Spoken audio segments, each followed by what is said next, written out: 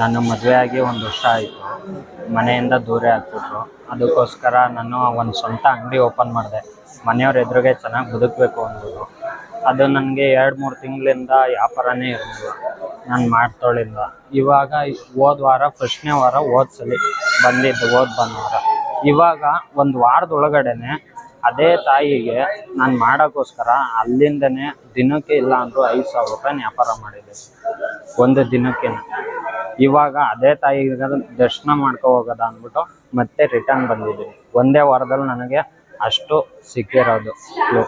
ಏನು ಅನ್ಸುತ್ತೆ ಮೊದಲಿಗೆ ನನಗೆ ಈ ತಾಯಿಗೆ ಬಂದಮೇಲಿಂದ ನನಗೆ ಒಳ್ಳೇದಾಗೈತೆ. ಬಗ್ಗೆ ಏನು ಗೊತ್ತಾಯ್ತು? ನನಗೆ ಯೂಟ್ಯೂಬಲ್ಲಿ ನೋಡಿದೆ, ಇನ್ಸ್ಟಾಗ್ರಾಮಲ್ಲಿ ನೋಡಿದೆ. ಇಲ್ಲಿಗ ಬಂದು ಹೋಗೋದ ಅಂದ್ಬಿಟ್ಟು ನನ್ನ ಮನಸ್ಸಿಗೆ ನಾನು ನಮ್ಮ ಮಿಸಸ್ ಇಬ್ಬರು ಬಂದು ಒಂದು ವಾರದಲ್ಲೇ ನನಗೆ ಒಂದು ಸ್ವಲ್ಪ ಅನುಭವ ಆಯಿತು. ಇವನ್ ಪ್ರತಿ ವಾರ ಹಿಂಗೆ